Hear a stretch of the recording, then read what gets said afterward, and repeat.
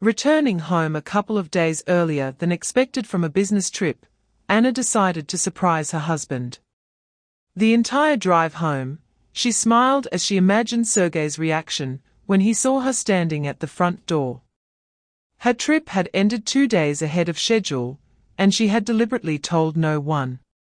She wanted to see her husband's genuine excitement, hug him, and spend a long-awaited evening together. As she climbed the stairs to their apartment, Anna felt a pleasant sense of anticipation. Quietly unlocking the door with her key, she stepped inside.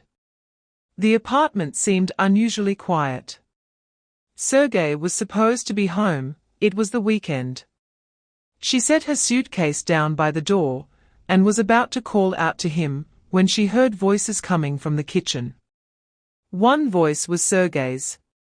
The other belonged to a woman. Anna froze. At first, she thought she must have misunderstood. Maybe it was a neighbor stopping by or a relative visiting. But there was a warmth in the woman's voice that made Anna's heart race.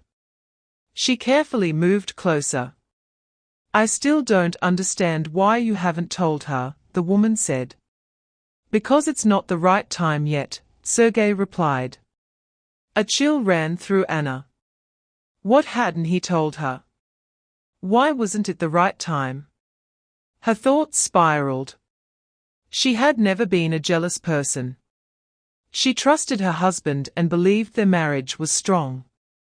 But those words made her question everything. Unable to hold back any longer, Anna walked straight into the kitchen. Sergei jumped to his feet in shock. "Anna." At the table sat a young woman, about 30 years old.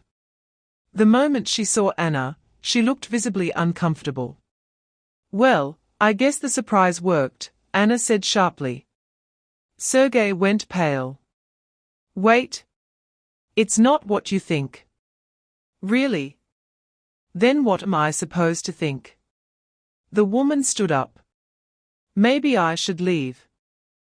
"No," Anna replied coldly. "Please stay. I'd like to hear this story too." Sergei sighed heavily and rubbed his face, gathering his thoughts. "This is Victoria." "Nice to meet you," Anna said with obvious sarcasm. "She's my sister."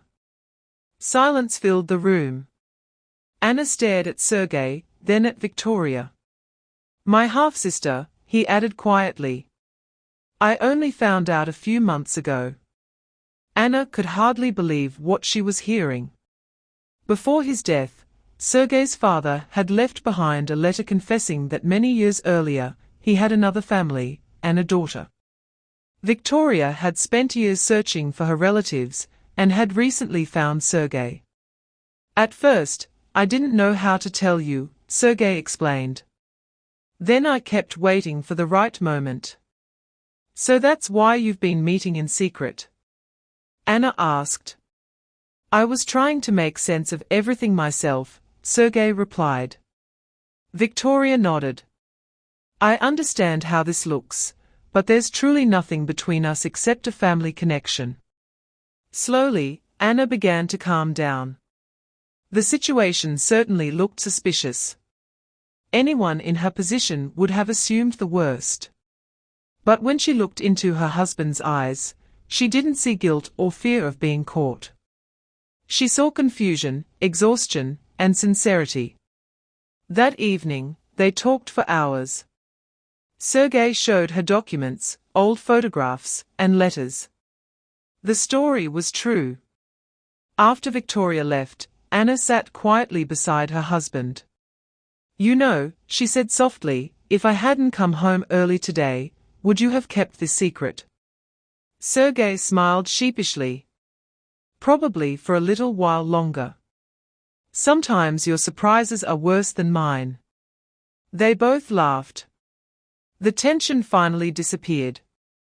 That night, Anna realized that trust in a marriage is built not only on love, but also on honesty.